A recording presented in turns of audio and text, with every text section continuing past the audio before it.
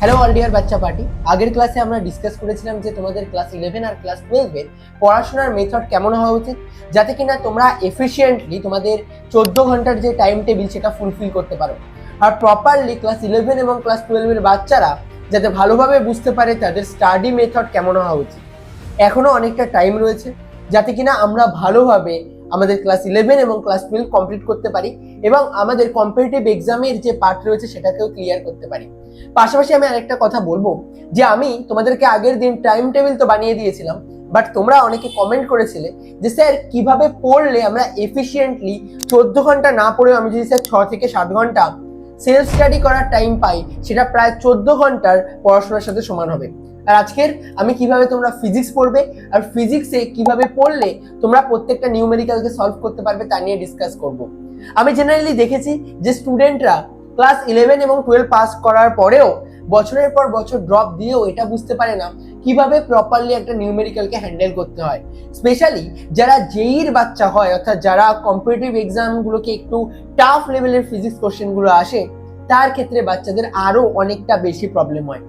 এইরকম টাইপের যাতে প্রবলেমগুলো তোমাদের না হয় তার জন্য আজকের ক্লাসে আমরা এই পার্টগুলোকে নিয়ে ডিসকাস করব। আমাদের কাজ হবে টোটাল দুটো। ফার্স্ট, 1 নম্বর কাজ হবে আমরা থিওরির পার্টকে কিভাবে পড়লে আমরা এফেক্টিভলি পড়াশোনা করতে পারি, আর সেকেন্ড আমরা কিভাবে নিউমেরিক্যালকে সলভ করব বা একটা নিউমেরিক্যাল সলভ করার অ্যাপ্রোচ কি হওয়া উচিত। ক্লাসের শেষে লাস্টে একটা বোনাস টিপ আছে এবং আমি মাঝে মাঝে ক্লাসের তোমাদের এই জিনিসটা বোঝানোর সাথে সাথে এটাও বুঝিয়ে দেবো যে এই ভিডিওতে তোমাদের যে সকল ডাউটগুলো ছিল তোমরা যা কমেন্টে জানিয়েছো, অনেক ভালোবাসা দিয়েছো আর জানিয়েছো যে স্যার এই প্রবলেমগুলো আমাদের হচ্ছে, বা আমার স্যার এরকম টাইমে যদি আমরা পড়াশোনা করি, কিংবা স্যার এর জন্য কি ক্লাস 10 এর জন্য কি এরকম টাইপের রুটিন ফলো করা যাবে কিনা, এই টাইপের যে কোশ্চেনগুলো সেই কোশ্চেনগুলোকে নিয়ে আমরা ডিসকাস করতে পারবো। তো চলো আলোচনা করা যাক। আজকে আমরা যেটা ভেবেছি যে আজকে ক্লাস স্টার্ট করার জন্য আমরা এই যে টিপস স্টার্ট করব, এটার জন্য আমাদের টোটাল দুটো পার্ট রয়েছে। ফার্স্ট, থিওরির পার্ট, আমরা থিওরির পার্টকে কিভাবে সলভ করব। সেকেন্ড, আমরা একটা নিউমেরিক্যালকে কিভাবে করব। স্যার থিওরির পার্ট তো আমরা সবাই পড়ি, থিওরির পার্ট কিভাবে পড়তে হয় আমরা স্যার সবাই জানি। আমি জানি তুমি কিভাবে থিওরির পার্ট পড়তে হয় জানো, বাট ম্যাক্সিমাম স্টুডেন্ট থিওরির পার্ট পড়ার যে অ্যাপ্রোচ হয় সেটাই রং হয়। যেমন ফার্স্ট আমরা একটা ক্লাস 11 এর টপিক এখানে নিয়েছি, that is work energy theorem বা কার্য শক্তি উপপাদ্য।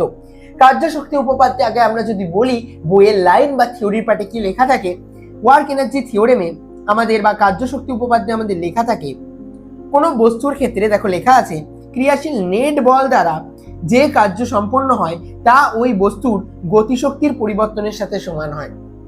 তোমরা যখন বইয়ের লাইনটা পড়ছো কিছু কিছু জায়গায় আমাদের আন্ডারলাইন করতে হবে, যেটা কিনা আমাদের ফিজিক্সের টার্ম। লাইক এখানে যেমন লেখা আছে যে টার্মটা দেখতে পাচ্ছ নেট বল, আমি যখন বইয়ের মধ্যে পড়বো এই লাইনটার নিচে একটা আন্ডারলাইন করব। আর আমরা জানি নেট বল মিন্স এফ নেট।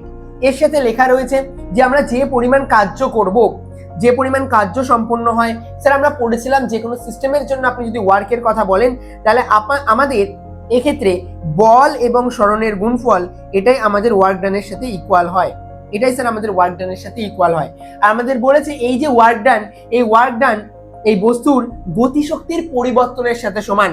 অর্থাৎ আমি সাইডে যদি একটা ডায়াগ্রাম আঁকি, আমার কাছে একটা বস্তু রয়েছে, লেটস সে এটা একটা এম ভরের বস্তু রয়েছে, এর ইনিশিয়ালি বেগ মনে করো রয়েছে ইউ, অর্থাৎ শুরুর অবস্থায় এর বেগ রয়েছে ইউ, বা তোমরা ভিআই দিয়ে ওটাকে রিপ্রেজেন্ট করতে পারো।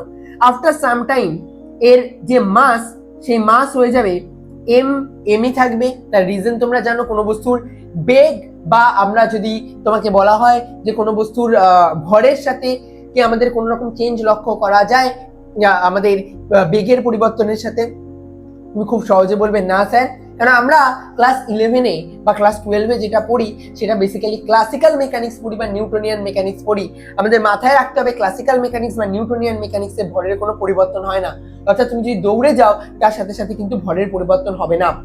এবং আমরা এরপর আমাদের যদি বেগের পরিমাণ ভি হয়ে যায়, অর্থাৎ আমরা যদি বেগ বাড়তে বাড়তে বেগ এর পরিমাণ ভি হয়ে যায়, তাহলে আমি যদি তোমাকে জিজ্ঞাসা করি কাইনেটিক এনার্জি কত হবে, তুমি বলবে sir half of M U square, আর কাইনেটিক এনার্জি ফাইনালের মান হবে half of M V square. খুব ফাস্ট এই প্রসেসটা আমরা দেখে নিচ্ছি, আর দ্যাট ইজ আমাদের change in kinetic energy. Change in kinetic এনার্জিকে আমাদের রিপ্রেজেন্ট করছে। দ্যাট মিনস স্যার যে যে ওয়ার্ক ডানগুলো হতে পারে সেগুলো এর final kinetic energy minus initial kinetic এনার্জির সাথে সমান হবে। এবার আমি একটা জিনিস তোমাদেরকে মাথায় রাখতে বলবো, তোমরা বিভিন্ন টাইপের বই সলভ করো, লাইক সেন গেজ, জিরোডক, যেগুলোকে দেখলে ভয় পাও। আমি আমার লাইফে, আমি আমার কলেজ লাইফ 3 বছর, এবং যদি আমি আমার ক্লাস 11 এবং 12 বলি, তাহলে প্রায় 50,000 প্লাস আমি কোশ্চেন সলভ করেছি। আর আজকে আমি যে ভিডিওটা বানাচ্ছি সেটা কিন্তু এই 50,000 প্লাস কোশ্চেন করার পরে আমার যে এক্সপেরিয়েন্স আর আমি কি কি পয়েন্ট আউট করতে পেরেছি, সেই পয়েন্ট আউট আমি করে যে পয়েন্টগুলো আমি সেই পয়েন্টগুলোই তোমাদেরকে বলবো। অর্থাৎ আমাদের ফার্স্ট স্টেপ হবে, আমরা থিওরির পার্টে যে জিনিসগুলোকে পড়ছি সেগুলোকে যেন ডাইরেক্টলি ডিসকাস না করে আমরা সেই জিনিসটাকে ডায়াগ্রামেটিক্যালি এবং ইকুয়েশনালি লেখার চেষ্টা করি।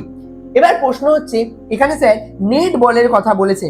আমি যখন তোমাকে নেট বলের কথা বলবো, তুমি বলবে স্যার নেট বল মানে হচ্ছে মোট বল। এবার একটা সিস্টেমে মোট বল কি কি কারণের জন্য হতে পারে? মোট বল বিভিন্ন কারণের জন্য এখানে আসতে পারে। লাইক আমরা যদি বলের কথা বলি, তাহলে আমাদের গ্র্যাভিটেশনাল ফোর্স আসতে পারে। তাহলে আমাদের মাথায় রাখতে হবে ওয়ার্ক ডান বাই গ্র্যাভিটি আমাদের এখানে একটা কার্য হতে পারে। নেক্সট আমি যদি কথা বলি স্প্রিং ফোর্সের, তাহলে বলবে sir work done by spring ফোর্সও আমাদের একটা টাইপ অফ বল। আমি যদি তোমাকে এখানে বলি আর কি কি টাইপের বল হতে পারে, বলবে স্যার যদি রাফ সারফেস থাকে তাহলে সেক্ষেত্রে ফ্রিকশন থাকবে, তাহলে এখানে ওয়ার্ক ডান বাই স্যার ফ্রিকশনও হতে পারে। স্যার যদি আপনি এখানে দড়ির প্রবলেম আমাদের করান, তাহলে স্যার সেক্ষেত্রে ওয়ার্ক ডান বাই টেনশনও আসবে। স্যার আপনি যদি লম্ব বলের কথা বলেন, তাহলে সেখানে work done by normal force আসবে। এবার আমাদের একটা অঙ্কে জাজ করতে হবে যে সেই অঙ্কটার মধ্যে আমাদের কোন কোন বলগুলো আসলে কাজে লাগছে আর কোন কোন বলগুলো আমাদের কাজে লাগছে না।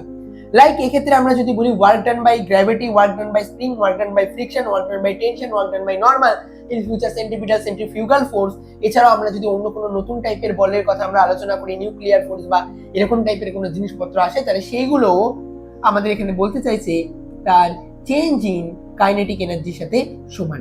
আই থিঙ্ক থিওরি কিভাবে পড়তে হয় আমি তোমাদের ফার্স্ট স্টেপে বুঝিয়ে দিতে পেরেছি। অর্থাৎ টোটাল যা যা ওয়ার্ক ডান হবে এখানে যা যা বলেছিলাম আমি সেই জিনিসগুলোকে লিখেছি। তবে খেয়াল করে দেখো, আমি এখানে যা যা ডাইরেক্ট লাইন লিখেছি সেই লাইনগুলো এখানে নেই। তো আমি সেকেন্ড প্যারাটা পড়ে নিই। অর্থাৎ কোনো বস্তুর উপর বল প্রয়োগ করা হলে সেই বলের কারণে বস্তুটি স্থান পরিবর্তন করে, তবে বল দ্বারা কার্য সম্পন্ন হওয়ার ফলে গতিশক্তি পরিবর্তিত হয়। যদি নিট বল বা নেট বলের পরিমাণ যে দিক বরাবর কাজ করবে সেদিক বরাবর গতিশক্তি বৃদ্ধি পাবে এবং বেগ বাড়ে, এবং যদি বিপরীত দিক বরাবর কাজ করে তাহলে গতিশক্তি হ্রাস পায় এবং বেগের মান কমে যায়। এবং আমাদের যদি নেট বল কাজ না হয় তাহলে গতিশক্তির কোনো রকম পরিবর্তন হবে না। তো এখানে আমাদের থিওরিটিক্যাল পার্ট আর একটু ডেসক্রাইব করেছে, আর এটা আমরা মাইন্ডেই আমরা ইমাজিন করে নিতে পারি যে হ্যাঁ স্যার যদি বেগ বেড়ে যায় তাহলে কাইনেটিক এনার্জির পরিবর্তনের মান বেড়ে যাবে, আর যদি আমাদের বেগের মান কমে যায় তাহলে কাইনেটিক এনার্জির পরিবর্তনের মান কমে যাবে। এবার আমাদের এখানে যতগুলো টাইপ অফ ওয়ার্ক ডান রয়েছে সেই ওয়ার্ক ডান গুলো বাস্তবে আমাদের চেঞ্জ ইন কাইনেটিক এনার্জির সাথে ইকুয়াল হবে। এবার এই যে আমরা চেঞ্জ ইন কাইনেটিক এনার্জি গুলো আমরা এখানে ডিসকাস করেছি, চেঞ্জ ইন কাইনেটিক এনার্জি গুলোকে আমরা পড়েছি, সেগুলো রিলেটেড একটা অঙ্ক বোঝার চেষ্টা করি। রেডি? আমি নেক্সট 5 মিনিটের মধ্যে তোমাদেরকে অঙ্ক করার এমন একটা স্টেপ বলে দেবো যার ফলে তুমি থিওরির পাশাপাশি অঙ্ক কিভাবে সলভ করতে হয় সেটা বুঝতে পারবে। আমরা আজকে এমন একটা টপিক নিয়েছি লাইক ওয়ার্ক এনার্জি থিওরেম, যেটা কিনা বাচ্চাদের জন্য অনেকটা কিন্তু প্রবলেম হয়। ইভেন তুমি জানো বহু অঙ্ক, ইভেন লাস্ট যদি তুমি 10 বছরের পেপার উঠিয়ে দাও, দেখো এমন কোনো বছর নেই, এমন কোনো শিফট নেই যেখানে যেইতে কোনোভাবে ওয়ার্ক এনার্জি থিওরেমের কোশ্চেন মিস করেছে। ইভেন লাস্ট 2 বছর নিটে যে দুটো টাফ কোশ্চেন তোমাদের মনে হয়েছে যেগুলো এসেছে, সেগুলো ডাইরেক্টলি ওয়ার্ক এনার্জি থিওরেম থেকে এসেছে। এই কারণের জন্য আমি ওয়ার্ক এনার্জি থিওরেম চয়েস করেছি। চলো এবার ডিসকাস করা যাক যে আমাদের এই যে এখানে যে আমি কার্যের কথা বললাম এর রিলেটেড একটা নিউমেরিক্যাল। মনে করো আমাকে বলা হলো এখানে একটা সারফেস আছে, এই সারফেসের ওপরে আমি একটা ব্লক রেখে দিলাম স্প্রিং এর সাথে কানেক্ট করে। এই হলো আমার স্প্রিং এর সাথে কানেক্ট করে একটা ব্লক রাখা আছে। এবার আমাকে বলা হলো এর ওপর বাইরে থেকে যদি 100 নিউটন বল প্রয়োগ করা হয় তাহলে এর জন্য আমাদের কতটা ডিসপ্লেসমেন্ট করার পর ব্লকটি থেমে যাবে, কতটা ডিসপ্লেসমেন্ট করার পর ব্লকটি থেমে যাবে। আমাদের কোশ্চেন ক্লিয়ার, এখানে বলে দিয়েছে এই যে সারফেসটা রয়েছে এই সারফেসের মিউ এর মান 0.1 এবং ব্লক যেটা রয়েছে সেই ব্লকটা হচ্ছে আমাদের 2 কেজি। 2 কেজির একটা ব্লক রয়েছে, 100 নিউটন আমরা বল প্রয়োগ করেছি।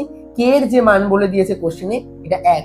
কে হচ্ছে স্প্রিং কনস্ট্যান্ট, স্প্রিং কত শক্ত কত বেশি পাওয়ারফুল সেটাকে এখানে স্প্রিং ডিনোট করার চেষ্টা করে। এবার আমাদের এই কোশ্চেনটা সলভ করার জন্য আমি অ্যাপ্রোচের কথা বলি। স্বাভাবিকভাবে তুমি বলবে স্যার এখানে কি কি টাইপের ফোর্স রয়েছে আমি যদি ক্যালকুলেট করার কথা বলি তাহলে তুমি বলবে স্যার এখানে work done by gravitational force, অর্থাৎ যে কোনো বস্তু যদি অবজেক্ট থাকে সাইডে দরকার হলে ভেবে নেবে। স্যার যদি একটা বস্তু থাকে, আপনি এখানে 2 কেজির একটা ব্লক রেখেছেন, তাহলে এই 2 কেজির ব্লকের ওপর নিচের দিক বরাবর mg বল কাজ করবে, অর্থাৎ স্যার 2g বল এর উপরে তো কাজ করবে। নেক্সট আমি যদি বলি এর উপরে কি নর্মাল বল কাজ করতে পারে, বলে স্যার অবভিয়াসলি এর উপরে লম্ব বলও কাজ করবে। স্যার সারফেস আছে, তার উপরে ব্লক রাখা আছে, তাহলে উপরের দিক বরাবর লম্ব বল কাজ করবে। স্যার স্প্রিং ফোর্স রাখা আছে, স্প্রিং রাখা আছে, দ্যাট মিনস এর কাছে আমরা স্প্রিং ফোর্সও পেয়ে যাব। আমরা এখানে দেখতে পাচ্ছি স্প্রিং রয়েছে, তার মানে আমরা এখানে স্প্রিং ফোর্স পেয়ে যাব, নর্মাল ফোর্স পেয়ে যাব, ফ্রিকশন ফোর্স পেয়ে যাব, এবং আর যদি কোনো বলের কথা এখানে খেয়াল করে দেখি কোনো টাইপের আর বল নেই, অ্যান্ড দ্যাট ইজ আমাদের চেঞ্জ ইন কাইনেটিক এনার্জির সাথে সমান হবে, চেঞ্জ ইন কাইনেটিক এনার্জির সাথে আমাদের ইকুয়াল হবে। আমরা এই জায়গা থেকে খুব ইজিলি এই পার্টটাকে বুঝে গেলাম। এবার আমাদের দেখতে হবে কোন বলটার জন্য ওয়ার্ক ডান আমাদের কাছে ইম্পর্টেন্ট আর কোন বলের জন্য ওয়ার্ক ডান আমাদের ক্ষেত্রে ইম্পর্টেন্ট না। সর ফার্স্ট যদি আমরা প্রসঙ্গের কথা বলি, WG অর্থাৎ work done by gravitational force, এটা কি ইম্পর্টেন্ট? তো তার উত্তর আসবে অবভিয়াসলি ইম্পর্টেন্ট। তার রিজন কি? আমরা ওয়ার্ক ডান বাই যে গ্র্যাভিটেশনাল ফোর্স পাচ্ছি এটা নিচের দিক বরাবর কাজ করছে, আর আমাদের যে ডিসপ্লেসমেন্ট হচ্ছে সেটা সামনের দিক বরাবর হচ্ছে, অর্থাৎ ডিসপ্লেসমেন্ট হচ্ছে সামনের দিক বরাবর, বাট ওয়ার্ক ডান হচ্ছে আমাদের গ্র্যাভিটেশনাল ফোর্স কাজ করছে নিচের দিক বরাবর। তার মানে এদের দুজনের মধ্যে যে অ্যাঙ্গেল আমাদের 90 ডিগ্রি, আর আমরা জানি যদি 90 ডিগ্রি অ্যাঙ্গেল হয় তাহলে ওয়ার্ক ডানের মান 0 হয়ে যায়। সিমিলারলি নর্মাল ফোর্সের জন্য ওয়ার্ক ডানের মান 0 হয়ে যাবে। এই ছোট ছোট অ্যাপ্রোচগুলো আমাদের যেন জানা থাকে। নেক্সট আমরা জানি স্প্রিং এর জন্য যে ডিসপ্লেসমেন্ট হয় সেটা যদি x হয় তাহলে তার জন্য আমাদের কাইনেটিক আমাদের পোটেনশিয়াল এনার্জি আসবে হাফ কে এক্স স্কোয়ার, অর্থাৎ একটা স্প্রিং এর জন্য যে পরিমাণ ওয়ার্ক ডান তার ফর্মুলা হবে হাফ কে এক্স স্কোয়ার। আর ওয়ার্ক ডান বাই যদি আমি ফ্রিকশনের কথা বলি তাহলে আমাদের ফ্রিকশন ফোর্সের মান যদি মিউ ইন্টু এন হয় তার সাথে আমি মাল্টিপ্লাইড বাই এক্স যদি করে দিই, এটা আমাদের চলে আসলো। এবার আমরা বল প্রয়োগ করার জন্য আমি ইনিশিয়াল লেভেলে এর ওপরে যে পরিমাণ আমরা ডিসপ্লেসমেন্ট পাবো বা যে পরিমাণ আমি ফোর্স এর জন্য আমি যে পরিমাণ ভেলোসিটি পাবো সেটা যদি আমি ভাবি half of M V square, আর আমি যদি ফাইনাল এনার্জির মান ভাবি অর্থাৎ যেখানে থেমে যাওয়ার অর্থ আমার স্যার এখানকার ফাইনাল যে কাইনেটিক এনার্জি দ্যাট ইজ 0, তার মানে আমরা এখান থেকে বুঝতে পারলাম যে আমার যে চেঞ্জ ইন কাইনেটিক এনার্জি হবে সেটা শুধুমাত্র half of M V square আসবে। তাহলে এই জায়গা থেকে আমরা হাফ কে x square plus mu into N X, আমরা এই জায়গাতে হাফ কে x square plus mu into N into X আমরা যদি এই জায়গা থেকে লিখি that is equals to half of M V square. আমাদের শুধুমাত্র বাকি রইল বলের কথা। আমি যদি এখানে জিজ্ঞাসা করি কত পরিমাণ বল কাজ করেছে, তাহলে তুমি বলবে স্যার এটার ক্ষেত্রে বল কাজ করাটা খুবই ইজি। আমাদের এই সারফেসের ওপরে এই যে আমরা বাইরে থেকে যে 100 নিউটন বল প্রয়োগ করেছি সেটা ভেতরের দিক বরাবর আমরা বলটা প্রয়োগ করেছি। এবার আমরা যদি 100 নিউটন বল প্রয়োগ করি, স্প্রিং কি করবে? স্প্রিং তার এগেইনস্টে ওর উপরে 100 নিউটন বল দেবে এবং মোশনে যাবে। তাহলে আমি যদি এখানে স্প্রিং এর জন্য এনার্জির কথা আমরা ক্যালকুলেট করার চেষ্টা করি তাহলে আমার এখানে এক্স ইম্পর্টেন্ট, বাট আমরা অঙ্কে কোথাও এক্স এর মান খুঁজে পাচ্ছি না, আর আমরা দেখতে পাচ্ছি আমাদের এক্সই দরকার। তো আমি এখান থেকে একটা কাজ করতে পারি, এক্স কমন নিয়ে নিতে পারি। এক্স কমন নিলে আমার এই জায়গা থেকে আসবে K by 2 into X plus mu into N. N এর মান আমরা জানি এম এর সাথে এমজির সাথে সমান হয়, আমরা এখানে আপাতত থাক। এন এর মান আমাদের এখানে এমজির সাথে ইকুয়াল হবে multiplied by x is equals to half of m into v square. এভাবে আমরা একটা অঙ্কের সলভের অ্যাপ্রোচে আমরা যেতে পারি। এরপরে আমরা কি করব? ভি স্কোয়ারের জায়গায় আমরা জাস্ট নেক্সট স্টেপে আমাদের দুটো স্টেপ করা বাকি রয়েছে। আমরা এই জায়গা থেকে এক্স এর যে মানটা রয়েছে এক্সটাকে আমরা যখন কমন নিয়ে নিয়েছি আমাদের এক্স এর মানটা দরকার, আর ভেতরের পার্টে কে বাই 2 ইন্টু এক্স আমাদের এই জায়গা থেকে একটা এক্স কমন গেছিল না, তো আমাদের এই জায়গা থেকে এই এক্সটা বাদ চলে যাবে আর আমাদের এই জায়গা থেকে মিউ ইন্টু এমজি পড়ে থাকবে। তুমি খুব সহজভাবে বুঝতে পারছো কে এর মান কোশ্চেনে দেওয়া ছিল, আমরা ফার্স্টেই দেখতে পেয়েছি কে এর মান এখানে দেওয়া ছিল 1, তো আমি এখানে এক্স বাই 2 এই জায়গা থেকে রেজাল্ট পাবো প্লাস মিউ এর মান 0.1 মাল্টিপ্লাইড বাই এম এর মান কত বলবে স্যার 2 ইন্টু জি এর মান কত 10। আর অঙ্কটা সলভ করতে করতে অলরেডি বুঝে গেছো যে এই জায়গা থেকে এক্স এর মান এবার বের করা অনেকটা বেশি সহজ হবে। শুধুমাত্র একটাই মাত্র ভ্যারিয়েবল রয়েছে এক্স, বাকি জিনিসগুলোকে আমরা ক্যান্সেল আউট করতে পারি। এভাবে আমরা একটা কোশ্চেনকে সলভ করার মেথড হবে। তো আমার কথা বোঝা গেল সলভের মেথড আমাদের কেমন ভাবে আমাদের একটা প্রবলেমকে ডিসকাস করতে হয়। সিমিলার ভাবে আমরা যদি ডিসকাস করি অন্য কোনো একটা প্রবলেমের কথা, যে প্রবলেমে আমরা একটা ক্লাস 12 এর পার্টের কথা আমরা যদি চলে যাই, ক্লাস 12 নিয়ে যদি আমরা একটু ডিসকাস করি তাহলে কেমন হয়। মনে করো আমার কাছে একটা পেন্ডুলাম রয়েছে, আমি একটা অঙ্ক নিয়ে ডিসকাস করছি যেখানে আমরা পেন্ডুলাম রিলেটেড প্রবলেমকে নিয়ে ডিসকাস করব। এটা কেবলমাত্র ক্লাস 12 এর বাচ্চাদের জন্য। ক্লাস 11 যদি দেখতে চাও দেখতে পারো, বাট তোমাদের সামান্য প্রবলেম হতে পারে। ক্লাস 12 এর বাচ্চাদের জন্য আমার কাছে মনে করো এখানে একটা প্লেট রয়েছে, যে প্লেট এখানে আমাদের প্লাস চার্জ দ্বারা আহিত, এবং আমি এই যে সারফেস বা সিলিং থেকে আমি একটা বল ঝুলিয়ে দিলাম। আমি যদি এই বলটা এদিক বরাবর ঝুলিয়ে দিই, এদিকে শোনো, আমি যদি বলটা এদিক বরাবর ঝুলিয়ে দিই তাহলে এর জন্য একটা ফোর্স কাজ করবে, একটা টাইম পিরিয়ড কাজ করবে। আর আমরা জানি যে কোনো সিস্টেমের জন্য টাইম পিরিয়ডের মান হয়, টাইম পিরিয়ডের মান আসে 2 pi under root of time period T is equals to 2 pi under root of L by G effective. আমি যদি এখানে জিজ্ঞাসা করি জি এফেক্টিভের মান কত আসবে, বলে স্যার নিচের দিক বরাবর জি তো কাজ করবেই, বাট এই প্লাসটা, এই বলটা প্লাস আছে না মাইনাসের উপর, তার উপর ডিপেন্ড করবে। এই বলটা নিজেও যদি প্লাস চার্জ হয় তাহলে কিন্তু স্যার উপরের দিক বরাবর একটা ফোর্স কাজ করবে, যে ফোর্সটা একে উপরের দিক বরাবর তুলে দেবে, অর্থাৎ গ্র্যাভিটি যেটা নিচের দিক বরাবর কাজ করছে তার উপরের দিক বরাবর একটা অন্য অ্যাক্সেলারেশন কাজ করবে। তাহলে আমি যদি তোমাকে জিজ্ঞাসা করি এফেক্টিভ অ্যাক্সেলারেশনের মান কত হবে, তুমি বলে স্যার এফেক্টিভ অ্যাক্সেলারেশনের মান আসবে জি মাইনাস এর যদি চার্জের মান কিউ হয় আর যে ইলেকট্রিক ফিল্ডের প্লেট রাখা আছে তার যদি ইলেকট্রিক ফিল্ডের মান ই হয়, তাহলে আমরা জানি ফোর্সের মান আসবে কিউই ডিভাইডেড বাই বলের যদি আমি মাস ধরে নিই এম, তাহলে আমাদের এই জায়গা থেকে জি এফেক্টিভের মান আসলো জি মাইনাস কিউই বাই এম। আমি আবার বলছি, এখানে ইলেকট্রোস্ট্যাটিক ফোর্সের মান হবে কিউই, ইলেকট্রোস্ট্যাটিক ফোর্সের মান আসবে কিউই, এবং আমাদের মাস হলো আমাদের এখানে এম, আর আমি এম এর রেসপেক্টে এই জায়গা থেকে জি মাইনাস ফোর্স ডিভাইডেড বাই মাস করে দিলাম। এবার আমাকে যদি জিজ্ঞাসা করা হয় এক্ষেত্রে তাহলে টাইম পিরিয়ডের মান কত হবে, তুমি বলবে time period equals to 2 pi under root of l divided by G effective means g minus q E by m. আমাকে যদি জিজ্ঞাসা করা হয় এর ফলে টাইম পিরিয়ডের মান কমে গেল নাকি বেড়ে গেল, বলবে স্যার ডিনোমিনেটর অর্থাৎ নিচের যে পার্টটা রয়েছে সেই পার্টটা যদি কমে যায় তাহলে ওভারঅল টাইম পিরিয়ডের মান বেড়ে যাবে। অর্থাৎ এটা যদি একটা সেকেন্ড দোলক হয় তাহলে সেই সেকেন্ড দোলকের টাইম পিরিয়ডের মান তুলনামূলকভাবে বেড়ে যাবে। অর্থাৎ আগে যদি এক সেকেন্ডে একটা পূর্ণ পাক নিচ্ছিল, অর্থাৎ একবার যাওয়ার পরে আবার রিটার্ন করতে যদি 1 সেকেন্ড লাগে, পরের বার কিন্তু তার থেকে বেশি টাইম লাগবে। এই সেম কোশ্চেন নিট এবং জেইতে দুবার জিজ্ঞাসা করেছে। আশা করি 11 এবং 12 এর দুটো টাইপের তোমরা স্টুডেন্টরা বুঝতে পারলে একটা প্রবলেমকে সলভ করার অ্যাপ্রোচ কি হতে পারে। আই থিঙ্ক এরপরে এভাবে ব্রেক ডাউন করে ভাববে। আমি তোমাদের লাস্ট বলে দিচ্ছি আমাদের ম্যাথমেটিক্স করার মেথড কি হবে, একদম মাথায় ভরে নাও। ফার্স্ট সে থিওরি আমরা প্রপারলি পড়বো, থিওরিটাকে নিউমেরিক্যালের আকারে পড়বো, অ্যাজ এ ডায়াগ্রাম আমরা আঁকবো, ডায়াগ্রাম এঁকে আমরা ইমাজিন করার চেষ্টা করব, নাকি আমরা জিনিসটাকে মুখস্থ করব বা আমরা জিনিসটাকে যা শুধুমাত্র নিজের মাইন্ডে রাক্টাফিকেশন করব। আমাদের যেন মাথায় থাকে আমরা পুরো পার্টটাকে একটা ডায়াগ্রামেটিক্যালি আর ইকুয়েশনালি রিপ্রেজেন্ট করার যেন চেষ্টা করতে পারি। ইনিশিয়াল ফেজে তোমাদের এর ফলে ফিজিক্সে অনেক বেশি পরিমাণ ভুলও করতে পারো, যেহেতু নিজে সেলফ আন্ডারস্ট্যান্ডিং করবে, সেলফ আন্ডারস্ট্যান্ডিং অনেক বেশি ভুল হতে পারে, বাট এটাই কিন্তু ফিজিক্সের ডেভেলপমেন্টের জায়গা।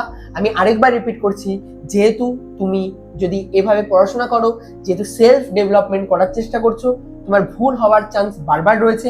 তুমি হয়তো যেভাবে বুঝেছো সেই জিনিসটা বা যে কনসেপ্টটা তুমি ভেবেছো সেটা হতে পারে ভুল, বাট এটুকু গ্যারান্টি দিতে পারি যখন একটা নিউমেরিক্যাল আবার সলভ করতে যাবে তুমি তোমার ভুলটা সহজেই ধরে নিতে পারবে। আর ধরে নেওয়ার পর নিজেকে যখন এরর ফ্রি করার বারবার রিফাইন করার চেষ্টা করবে, একটা টাইমে তুমি ফিজিক্সে মাস্টারি অ্যাচিভ করবে। Even more of the over 99% স্টুডেন্টের থেকেও তুমি বেটার ফিজিক্সে পারফর্ম করতে পারো। এবং আমি লাস্ট আর দি এন্ড যে কথাটা বলবো সেটা হলো, তুলনামূলকভাবে তোমার এইভাবে পড়াশোনা করার জন্য শুরুতে একটা থ্রেশহোল্ড দরকার হয়। থ্রেশহোল্ড মিনস স্যার, যখন তুমি এরকম টাইপের পড়াশোনা করবে জেনারেলি এই জিনিসটা অনেকটা ইজি হয় না। যখন তুমি পড়াশোনা করবে তখন তোমার এইভাবে না বুঝে মাথা খাটিয়ে পড়তে ইচ্ছা করবে না, মাথা ব্যথা করবে, ঘুম পাবে, এই জিনিসগুলোকে কিন্তু তোমার সবার আগে বাদ দিতে হবে। ডিসিপ্লিন তোমার আনতে হবে, আনলেই এই জিনিসটা পসিবল। আমি তোমাকে বেসিক্যালি বলে দিচ্ছি, যারা মোটামুটিভাবে কনসেপ্ট নিজেরা খুব ভালোভাবে বুঝতে পারো তাদের জন্য এই যে থ্রেশহোল্ড, অর্থাৎ কদিন লাগবে স্যার আমার ফিজিক্সের কনসেপ্টকে খুব মোটামুটি ভালোভাবে হয়ে যাওয়ার জন্য, তোমাদের 6 থেকে 7 দিন দরকার। 6 থেকে 7 দিন যাওয়ার পর তুমি নিজেকে নতুনভাবে ফিজিক্সের ভাবনা চিন্তা করতে শিখে যাবে, তুমি যদি মোটামুটি অ্যাভারেজ স্টুডেন্ট হও। তুমি যদি আমার মতন পিছনের দিককার স্টুডেন্ট হয়ে থাকো, অর্থাৎ আমরা যাদের কিনা আমাদের একটু হার্ডওয়ার্কিং বেশি করতে হয়, পড়াশোনা একটু বেশি বুঝিয়ে করতে হয়, তার মতন যদি স্টুডেন্ট হও তাহলে তোমার 16 থেকে 17 দিন দরকার পড়বে এবং ম্যাক্স টু ম্যাক্স 22 দিন দরকার পড়বে। তো জেনারেলি তুমি নিজেও জানো না তুমি কোন ফেজে দাঁড়িয়ে রয়েছো, তবে প্রত্যেকটা বাচ্চাকে বলবো 22 দিন আজকে থেকে সিরিজ কমপ্লিট করো এবং কমেন্ট সেকশনে জানিয়ে যাও যে স্যার আমি 12 জুলাই থেকে এই সিরিজ স্টার্ট করছি এবং তোমরা মোটামুটি তোমাদের এই সিরিজ যেদিন শেষ হবে সেদিন এসে একবার এখানে কমেন্টস করে যেও। মোটামুটি তোমাদের 3rd আগস্ট এই 22 দিন মোটামুটি কমপ্লিট হয়ে যাবে। হয়ে যাওয়ার পরে একবার এখানে এসে জানিয়ে দিও হ্যাঁ স্যার আমাদের অনেকটা বেশি পরিমাণে এখানে ইমপ্রুভ হয়েছে, আর অবশ্যই হবে যদি কমপ্লিট করতে পারো। ইম্পর্টেন্ট এটা যে কে কমপ্লিট করতে পারছে, শেষ পর্যন্ত থাকাটা এখানে তুলনামূলকভাবে টাফ। তোমরা অনেকে অনেক কমেন্ট করেছো, অনেক কিছু জিজ্ঞাসা করেছো, আমি কিছু জিনিসের রিপ্লাই করে দিচ্ছি। কেউ জিজ্ঞাসা করেছে যে স্যার ক্লাস 12-এ কি এই রুটিন ফলো করা যাবে?